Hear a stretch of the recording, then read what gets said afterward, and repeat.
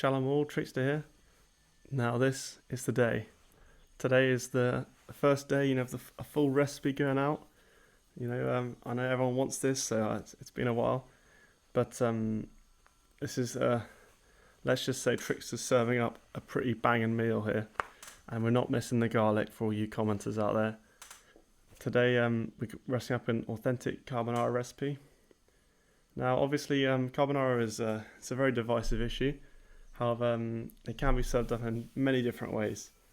However, I've heard from good accord that this is actually the traditional recipe from Nonna herself. My brother's housemates, Nonna from Italy, has very kindly shared this recipe for me to, share the load and pass the word along, and give the food to the people. So food power. Any of you that use cream in your carbonaras, then all I can say is, oui. Authenticity is something hard to come by in this modern age, so all I can say is carry on this legacy and you will be forgiven. No qualms here, no qualms. I'm actually part of a protest of an anti-cream and carbonara movement. It's only just getting started, but I'm hoping to grow some numbers here. So this recipe is a very simple one, and I highly recommend it to anyone. It firstly involves roughly about 2 or 3 cloves of garlic, a handful of Parmigiano Reggiano, and a bit extra for garnish, don't you worry.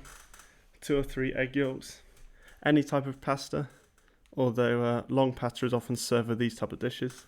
A bit of salt and pepper, and ideally guanciale, but bacon or lardons will do, as I may or may not be using lardons in this recipe. So a little fun fact, guanciale is actually a very rare meat to find in British supermarkets, and not even small Waitrose serves it. You think they sell everything, even the rare niche ingredients, but they don't. Really can't get these supermarkets these days, can you? So it's actually so a little about guanciale. It's actually guanciale is actually pork jowl or cheek that is cured, very much like bacon or sort of lardons is cured, but obviously from different parts of the so-called pig. So however, pancetta will do, but it offers a different flavour profile compared to guanciale. And so obviously pancetta is or lardons are from cured pork belly, so it's a very subtle difference in flavour. So guanciale is a stronger flavour but a softer texture. And in carbonara, this is sort of very important because obviously you've got very few ingredients, so maximising the flavour and changing the flavour profile can drastically change the taste of the carbonara. And they provide different tastes, and some people prefer that taste and some people prefer the other taste. So all I can say is having good quality ingredients, especially in these sort of recipes where you don't have many ingredients, can really step up and change a carbonara, make it from great to the master, sort of like let's say a Strauss to an Alistair Cook, or a Shikhar Dhawan to a Sachin Tendulkar, let's say. This is actually one of my sort of most common dishes in the house, and is actually a very easy dish that's going to offer you bags of flavour, but also give you it's quite easy. So you don't have to worry about remembering the recipe, because it's such an easy recipe that it's going to add sort of a touch of elegance to your cooking, while also just giving you a good solid meal. And it's got that sort of pizzazz that you associate with any Italian pasta dish. That the carbonara, the Italian accent and the fingers, and it all works out normally. And this is actually part of a new series I'm going to start called Trickster's Traditionals, and it's part of sort of Trickster's the usual recipes that are served in Trickster's household, and I'm sure there'll be many more coming, including a sausage roll recipe at some point. But just you wait. Carbonara actually comes from the sweetheart of Italy, as I believe Google calls it, which is Rome. And the carbonara actually comes from the sweetheart of Italy called Rome. I call it that mainly because it's the only place in Italy I've been. So I can't really comment. I've been to sort of Napoli and down south, but that was very much young trickster when he was didn't know what was up. But so yeah, I actually went. It's one thing that you tend to forget when you're a lot younger. Everyone's like, oh, Italian cuisine, oh, pizza. Actually, I think the real god of Italy here is pasta. So yeah, moving on to the recipe. Let's get started on this. Been waffling on too much. So carbonara involves sort of a rough chop of garlic, as you can see. And don't you worry, I'll actually add it in this edit, unlike last time. But I'm sure no one noticed.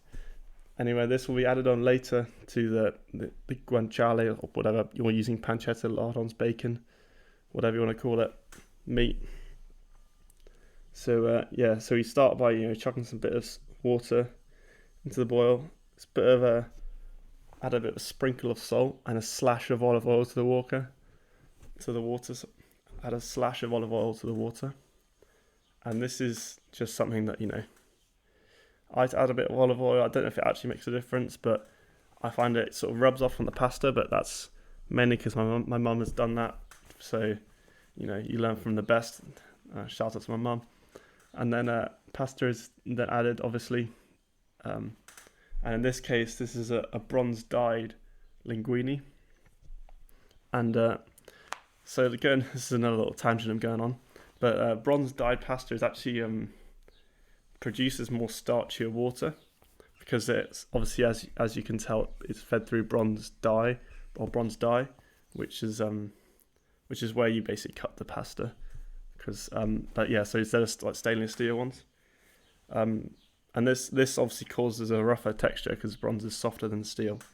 So a little science lesson here, but this produces a rougher texture on the pasta, and so like releases more starch into the water, and this can help sort of create more fuller, richer sauces that unfortunately come at a price. But my mum always said, you pay peanuts, you get monkeys. You gotta sort of if you want to have if you want a simple dish that's really rich and fulfilling, then you need that sort of elegance.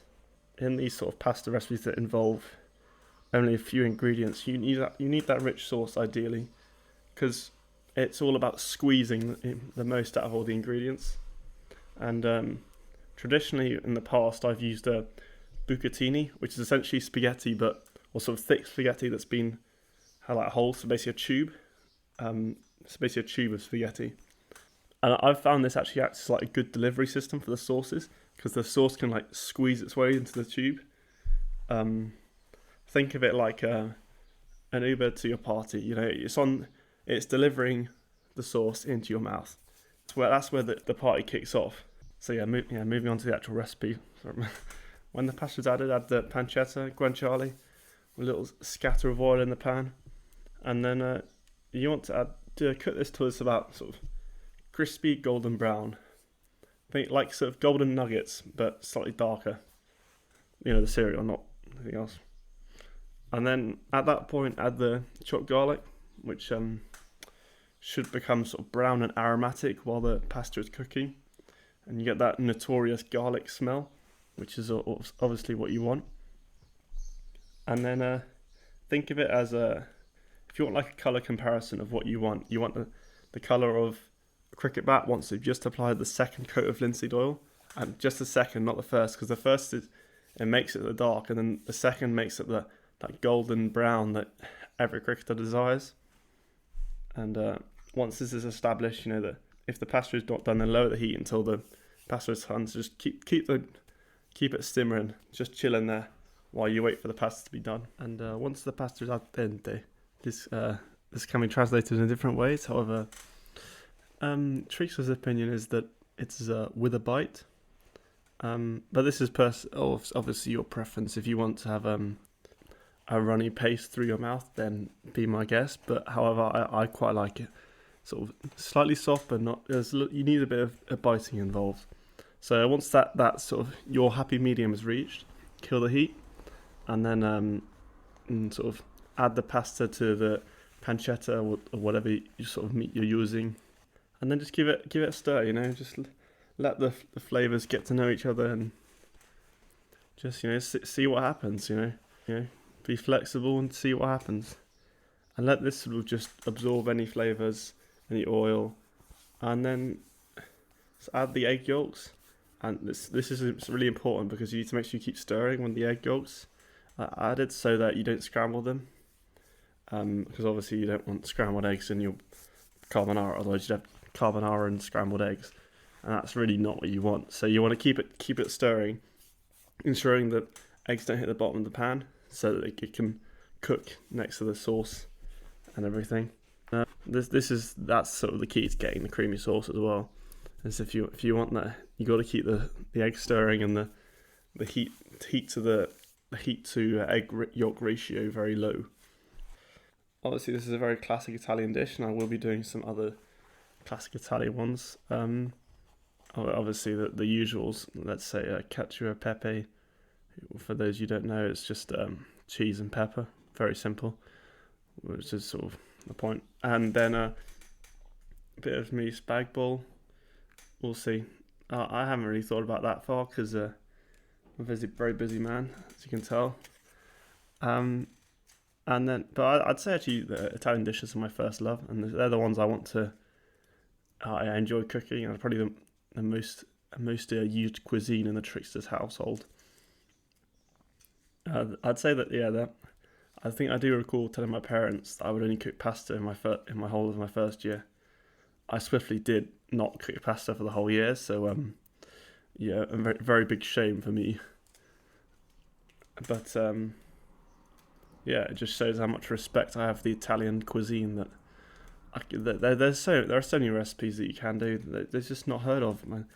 Unfortunately, people rely too much on curries, and then that is myself included. So I'm not shaming anyone. This is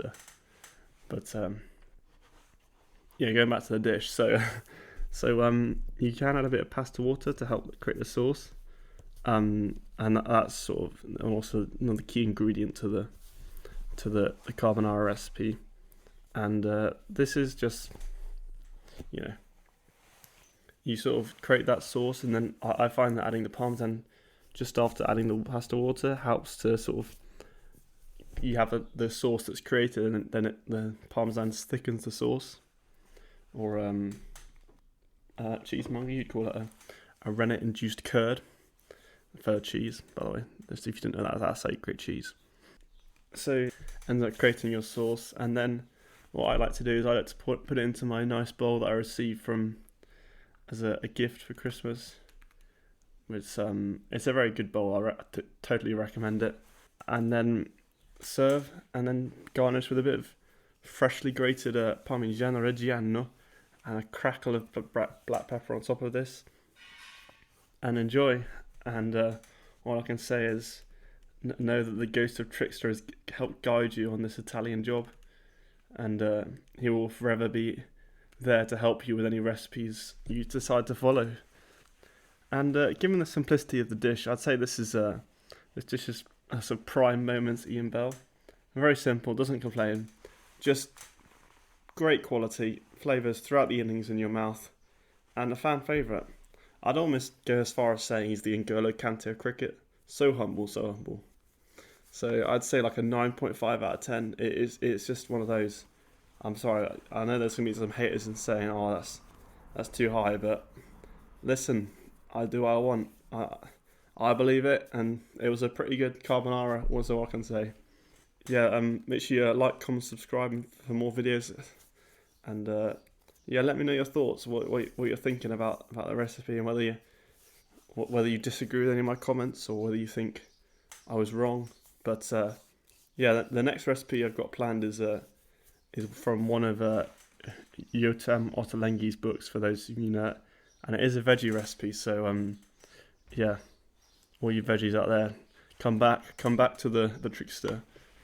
But yeah, it was cooked. I went to my parents' house and cooked this, so be wary about there's quite a bit of mess. So just listen. All right, no hate, please, no hate. But yeah, thank you for watching, and enjoy the rest of your day. Bon voyage.